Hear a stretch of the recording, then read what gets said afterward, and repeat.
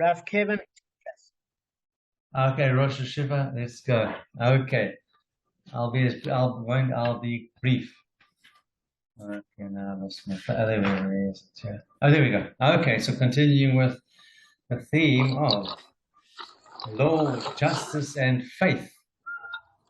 Okay, Rav. Oh, there we go.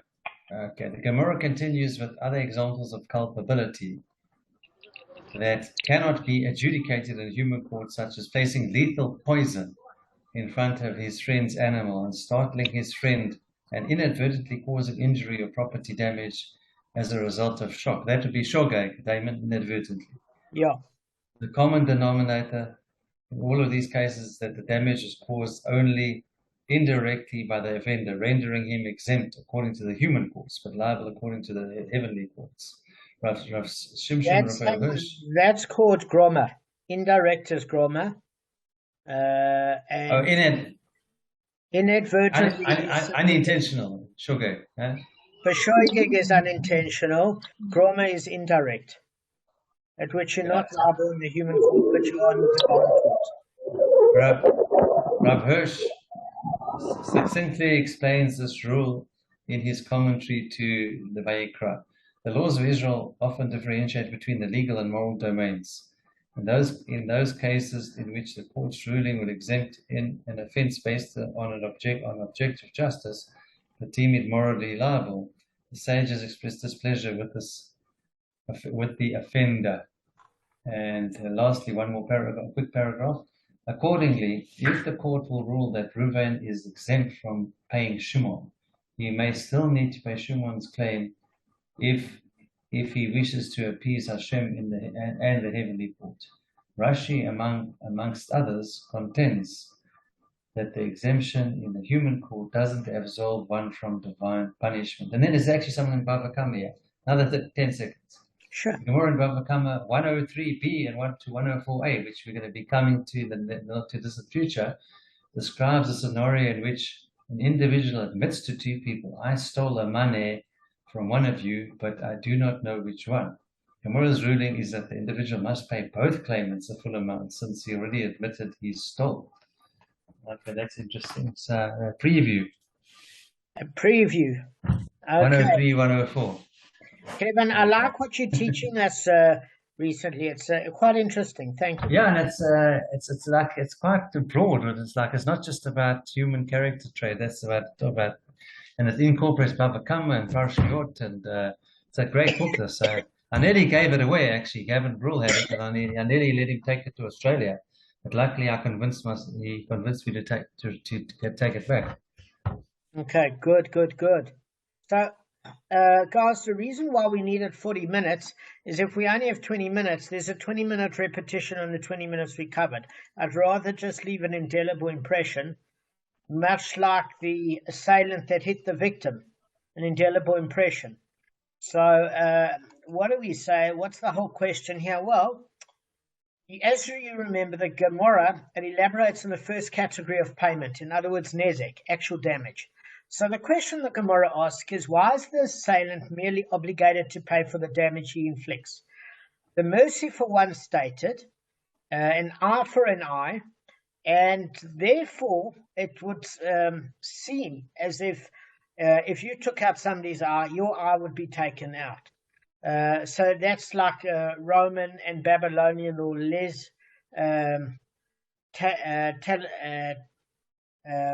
talionis, which means the law of the claw, because a talon is a claw.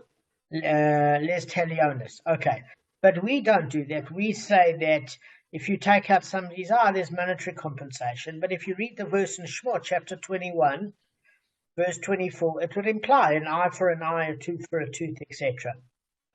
So in other words, in retribution for wounding another person, the assailant, if you're looking at it, a mida keneged mida, measure for measure, and you're looking at it just on din, it actually should be similarly where a person, if you wound somebody, you are wounded in the same manner.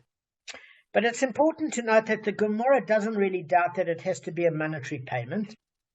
And, we know this from the oral Torah, but we have to prove it from the written Torah itself using logic, not just sources from the oral Torah. Now, there is one question I actually asked Rav Simcha once. I haven't really gotten a satisfactory answer. I said, say you're making a rule book, a divine rule book, and you want your creation, your creatures to follow your rule book. What you should do is be abundantly clear. Now, when you say an eye for an eye, and somebody loses their eye as a result of accidentally maybe blinding somebody's eye, then in essence, if that's not what Hashem's intention is, how is it that we remain with certain things hidden? Now, I know there's a Torah, Shel Baal Peh, for the oral Torah, which explains the written Torah, and that's part of the written Torah is in secret, because it can't be corruptible or used to the benefit and the subjective whims of Goyim. But the problem is, if there are many genuine Goyim that do want to follow the law, if the written Torah is not explanatory, then what's going to happen is they're going to come to error. So I still don't understand why it's written so cryptically that Hashem's basic tenets are not followed. It's a question I've had for a long time. If any of you do have an answer, you must let me know. So anyway, let's just answer the Gemara's question. The Gemara says, listen, it should not enter your mind to say this, because it was taught in a brisa. One might think that if a person blinded his fellow's eye, the courts blind his eye. If he cuts off his fellow's hand, the court cuts off his hand. Or if he broke his fellow's leg, the court breaks his leg. The Torah therefore states one who strikes a person and one who strikes an animal. So what happens is it's got the same Hebrew wording with the emphasis being on the striking.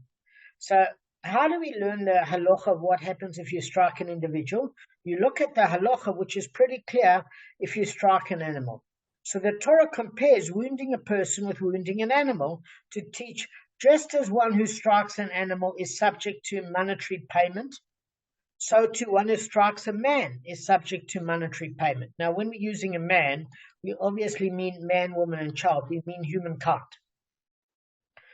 So if it's your desire to say, the Gemara says, that for some reason the comparison is flawed, behold, another verse states in Bamidbar, which is Numbers, chapter 35, verse 31, that you shall not accept ransom for the life of a murderer who is deserving to die.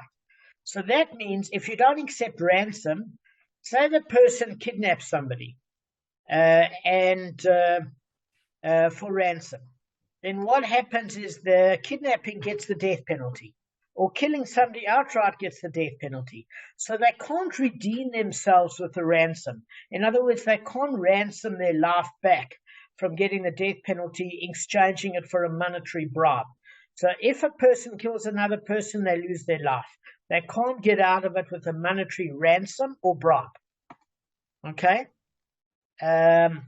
Because the life of a murderer you shall not accept a ransom, but you shall accept a ransom for the loss of limbs that do not regenerate. So what do you mean limbs that do not regenerate? So the Torah here implies that one who wounds another person really actually deserves to be wounded in exactly the same manner. But the Torah instead allows the assailant to pay a ransom for the limb that he should be losing. So in other words, in that case, you can't ransom yourself to save your life if you kill somebody else, but you can ransom your limbs. In other words, pay financial amounts instead of you losing your limb measure for measure. And that's paskin by the Rambam today. So the tips of the limbs that don't regenerate are 24 in number. So what are these 24, guys? 10 fingers, 10 toes, 2 ears, the nose, and the male member. Let me put it that way. So in any of that cases, especially the male member, I'm very happy that I could pay monetary compensation instead of having that whacked off at me landing up a ballerina. Being a ballerina was never my calling. So paying money is a better alternative. And many men would rather lose a finger than that sort of extremity. But in any event, monetary payments are allowed. Where is this? In Mishnah Nigayim, chapter 6, verse 7. I've never gone through Mishnah Nigayim. I actually don't know much about it. Okay? But that's the source that it gives. So, guys, regardless of the exegesis that's employed, now we learned what is an exegesis. There are, if you remember, in the Siddur, in Shachrit, it discusses different aspects like Binyan Av, Gezeira Shava, how we learn Torah today, certain tools. So what we're saying is, regardless of what sort of method is employed of how we learn the Gemara and the Brises, the Brise at least establishes that an assailant pays for the damage financially and doesn't have to lose that corresponding limb. So basically, in seeking to exempt an assailant from a reciprocal physical retribution, because if you think about it, measure for measure is justice. So in that way, we needed to know that that's not required, because the Brisa alludes to a scriptural comparison of one who strikes a person with one who strikes an animal. So the Gemara asks, hang on a second, which comparison of one who strikes do you mean? So what does it mean, which comparison? Well, I'm going to share some pasuks with you, but before we do this, when we were talking about the 24 extremities, I'm going to explain one other aspect that halachically is fascinating. Just give me 1 second just to get you some of the notes here. Is that the basis of Negaim is that it's a concept to spot a tsaras on those tips. So basically the law is that a healthy patch of skin in a possible tsaras spot is a symptom of definite tsaras. So in other words, it doesn't make any sense to me, but I'm just reading the note here, and it says the law is that a healthy patch of skin in a possible tsaras spot is a symptom of definite tsaras. However, the Mishnah in Nigayim, chapter 6, verse 7, teaches that a healthy patch appearing on one of the 24 tips is not a symptom of definite tsaras. Because this is the weird part. The law states that a healthy patch is not a symptom unless it can be entirely visible at a single glance. So, for example, if somebody got a patch of tsaras on their chest, you could look at it in one go, and then you could know if the person has it or not. But if it's on any of the extremities, you would have to look, Kevin, around the fingers, and around the toes, behind the ears, in the nasal passages, because you can't see it in one glance. There's different angles. So apparently, if there are different angles, it's not necessarily a symptom of definite tsaras. But if it appears in a single glance on an area that only requires a single glance, that is a sign of tsaras, if there's a healthy patch of skin. Now, if it's healthy, I don't know why it's tsaras. I don't know that much about tsaras, except that it's caused from Lashon Hora and certain other variant. Now, if the patch is on the tip of a limb, it cannot be viewed entirely with a single glance, but requires viewing from several different angles, so it doesn't qualify as a symptom of tsaras. Now, with regards to the law of personal injury, one is liable not only for destroying the tips of limbs, but for any permanent damage or wounds to the body. Okay. So, I'm going to share a pasuk with you guys. I'm just going to put this on pause. Give me one moment. All right, guys, I just want to share with you a pasuk in Leviticus. Give me 1 second.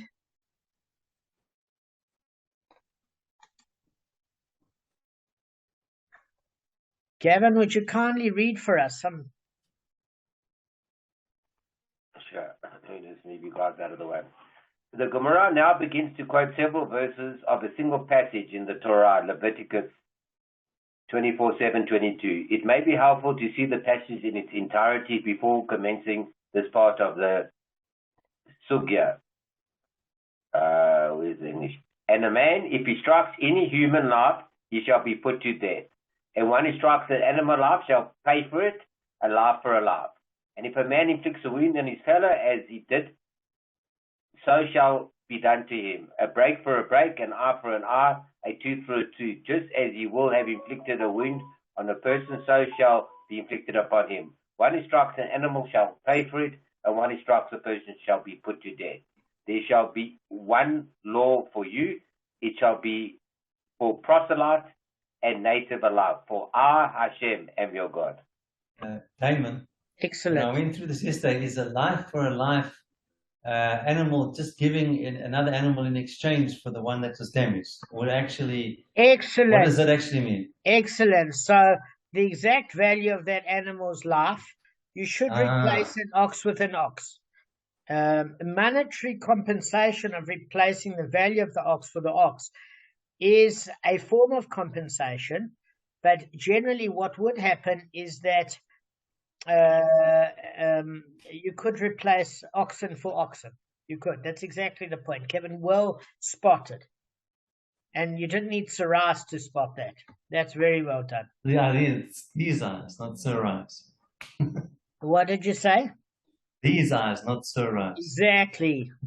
Okay, so one who strikes an animal shall pay for it, and one who strikes a person shall be put to death. So there we're not comparing, obviously, the word strike in that regard is not about an injury. That's about a permanent ending of that life, obviously. It has to be, otherwise you wouldn't be put to death. Yeah. Exactly. Well read, Gav. All right. So now that you've read the pasuk, we're going to just discuss it a little bit, and this is what the issue is that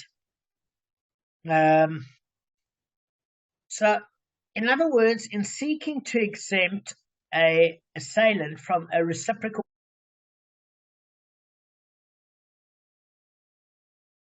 All right, Arthur's got a good point. All right. So guys, reciprocal physical retribution, do you swap a limb for a limb? So the Bryce alluded to a scriptural comparison of one who strikes a person with one who strikes an animal. And if you look at that pasuk, exactly as Gavin and I just remarked, it's asking, the Gemara is asking, which comparison of one who strikes do you mean? In other words, if you're saying that in the one verse, one who strikes an animal shall pay for it, and one who strikes a person shall be put to death, that obviously can't be. Because where is it read from? Vayikra, Leviticus chapter 24, verse 21. So the verse seemingly, when you look at the word strike and strike, seems to link one who wounds an animal to one who wounds another person. So just as a monetary payment is made for injuring an animal, so too a monetary payment is made for injuring a person. But it also has this word for striking a person where the person gets the death penalty. So Gavin and I just read that it cannot be like that. And Gavin, it can't, because when we learned Sanhedrin in the 84th daf, it talks about one who struck his father with the same word, and that's a capital offense. In other words, to just hit another Jew is not a capital offense. But if you strike your father or your mother, that is a capital offense. And therefore that carries no monetary penalty. So that's what the Panea Yeshua's explanation of the pasuk is. Does that make sense, Gav? Yeah. So say that again, please. Sorry, just repeat that. So, all right, it said, if a person shall strike an animal, you pay financial restitution. If someone shall strike a person, they should be put to death. So the Gemara is saying, hang on, there's a problem here. Because how can you be put to death for just simply hitting another person? So we say no. It's referring to the 84th daf of Sanhedrin when a child strikes one of his parents. That's a death penalty offense. But ordinarily, a simple strike doesn't warrant a death penalty. It warrants financial compensation. If a human kills another human, that requires the death penalty. So that's all the Gemara is bringing up in terms of clarification there. So the Gemara identifies the comparison. It says, rather, the Torah states, one who strikes an animal's life shall pay for it, a life for a life. And adjacent, It's written, if a man inflicts a wound in his fellow as he did, so shall be done to him. Okay?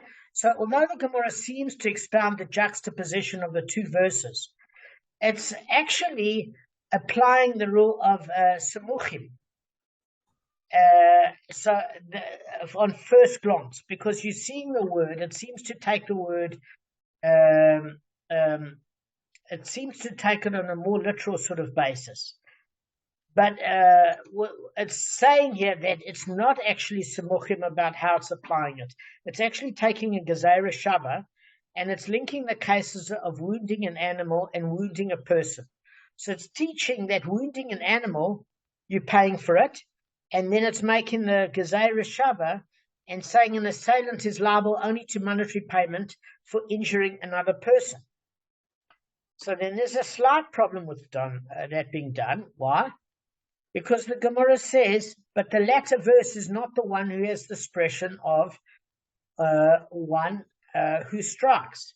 In other words, the word makeh, strikes, like from the word makeh, makot. You know what I mean, to lash. It's the same sort of root word. It's not mentioned in the second verse. Because the verse states, Ve'ishki yitain mus, and if a man inflicts a wound. So there's no Gezerah Shava linking the words of the laws of wounding a man to those of wounding an animal, inasmuch as a Gezerah Shava is generally based on the existence of a common superfluous word in the two passages, and then you can make the link of one who strikes if it's written in both verses. So the problem is here, is it's saying it's not using the same wording. So how can we take the concept of wounding an animal, knowing you're paying for it, and applying that to wounding a person?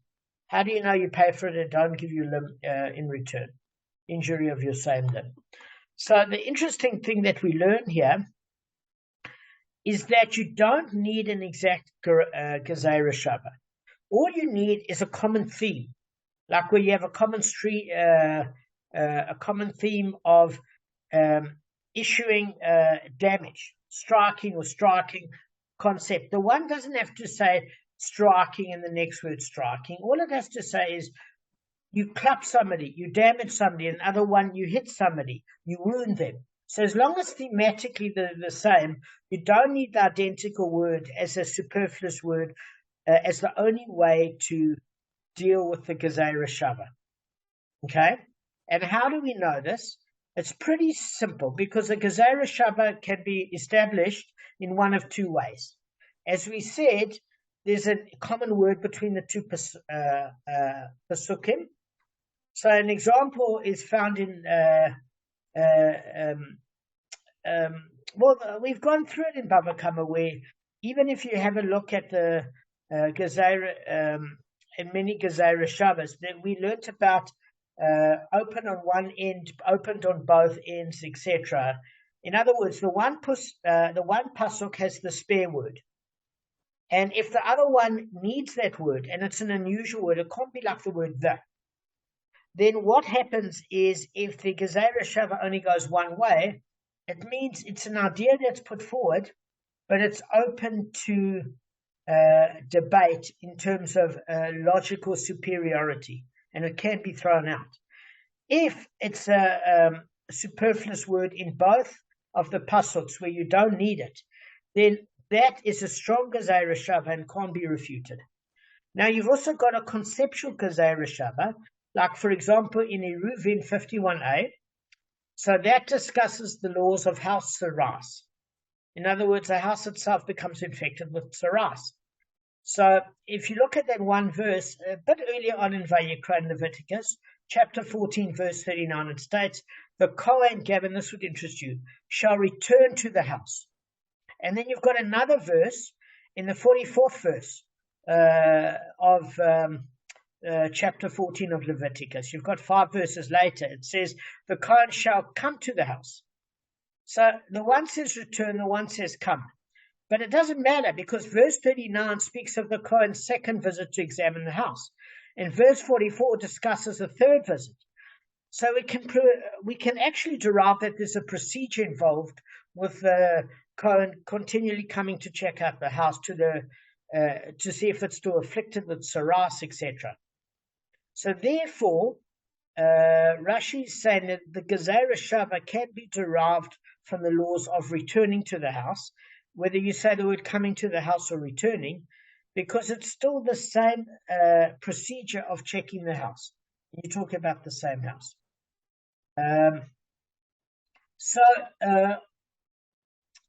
Yeah, okay, so that's pretty straightforward. Now we're going to go directly to another concept. Now that concept is that the Gemara concludes that you must pay money and you don't have to therefore pay a limb for a limb. So obviously, having successfully explained the brasa, it says, listen, there's another issue that comes about, because the first proof that monetary restitution is the prescribed penalty for actual damage, the brisa says, why do you need a second proof? Because it says we're using two different proofs. The one proof was an animal to an animal, and the other one was in terms of a conceptual gezerah shava. And the other one is saying that you might have an issue as far as the wounding is concerned. So it's saying if you have, it said before, if you have a desire to say, in other words, for some reason it's bothering you that the gezerah shava is flawed, you might have the following argument. You might say, okay, so I get that we're arguing over that you get the rule from a human being to injure a human being from an animal being injured by a human being. But there is an issue. Because over and above those questions, why do you have to read a gezerah shava like that from one who strikes an animal? In other words, it's a different concept. It might be a concept of striking, but you can't compare striking an animal to striking a human being. They're just not in the same category of damage. And the proof of it is if you strike an animal, you only pay the actual damage of the animal. You don't pay for shevet recovery, you don't pay for pain, humiliation, loss of employment, etc., etc. So therefore, how can you compare it with the gezerah shava? You might be talking about a common theme of hitting, but you can't compare an animal to a human. So the Gemara objects and says, look, the above is not a true dilemma because we have a choice of how to expound the gezerah shava, saying you could derive the law of injuries from other law of injuries. In other words, that of a person from that of an animal. You don't have to say you've got to learn a human standard to a human standard, and then an animal standard to an animal standard. You can put them in the category of injuries and a separate category of death. So you can derive the laws of animal injury, human injury from the laws of animal injury, but you can't derive the laws of injuries from the laws of death. Meaning that the two are not comparable. It's actually much more comparable to say, look, you wounded an animal, you're wounding a person, than talking about the sort of punishment you give for somebody for wounding somebody, another person, from the death penalty of a person injuring another person. Because if a person kills another person, guys, what's the penalty? Death. Correct. So how could you derive what the injury punishment would be if you haven't taken a life? Yeah, you can't. You can't. So the Gemara is saying, and how would you know there's all these other payments? You can't really. So the thing of it is, why don't you look at the case of injury and death and death? Okay? Because that might be a more apt comparison. So, and we should not derive the laws of injuries from the laws of death, but we derive the gezerah shava from an assailant that must pay money. So the Gemara says, hang on a second, there is a problem. You can derive the laws pertaining to a person from other laws pertaining to a person, injury from death. So how do we exactly do that? Because you can say, look, this is the case. Somebody took somebody's life, and then what is taken from him? His life. You cut off somebody's finger, and what can you learn from it? That your finger should also be cut off. That's mida keneged mida. So conceptually, that would make sense, an eye for an eye, a tooth for a tooth, a life for a life. So therefore, you could learn that technically. What makes you think that you can't learn that? How do you know you can't learn it that way? It makes sense because it's measure for measure. So the question reasserts itself. So the Gemara is saying that there is a particular problem, and that problem is you should not derive laws pertaining to a person from those pertaining to an animal, because the Tana states, if your desire is to say that for some reason the comparison is flawed, you can look at another pasuk that says, you shall not accept ransom for the life of a murderer who is deserving to die, for he surely shall die, which teaches, for the life of a murderer you shall not accept a ransom because there's death. But for the converse, you should accept a ransom for the loss of tips of limbs that do not regenerate. In other words, since the damage payment for the permanent loss of a limb is characterized as a ransom, you can conclude, as the Rambam does, that in truth the assailant does literally deserve to receive a reciprocal physical punishment, an eye for an eye literally. But the Torah allows for a ransom instead, because only with regards to the death penalty is the instruction not to accept a ransom. It doesn't say that with regards to an injury. Okay? So that's one of the concepts to bear in mind. So the Gemara is challenging this Gezeira Shava sort of concept. It says, but the verse, you shall not accept ransom for the life of the murderer, is to exclude the tips of the limbs from the law, disallowing ransom that it comes. So what it's saying is, it thereby requires monetary restitution for personal injuries. That's why it's coming to exclude it. But the verse there is problematic because you need it for another law. And that was when the merciful one said, you do not do two things to him in one judgment. Do not take money from him and also execute him. So they're saying, look, the problem is that this ransom law is teaching a different concept, and that is kimle b'di rabba minay. So Kevin, if a person broke Shabbos, which is worthy of the death penalty, for example.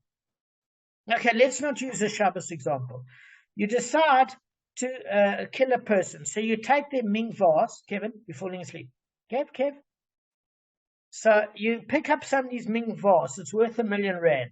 You pick up a Picasso and you smack somebody over the head with their own Picasso. They've lost $20 million and you've killed them. In that particular case, we need that view of the Torah saying you don't accept a ransom if you take the life of the murderer, to keep teaching this law of kimle b'di rabba minay, meaning if the simultaneous act generated a $20 million loss, but the person's going to lose their life because with the same act that they broke it over somebody's head and killed him.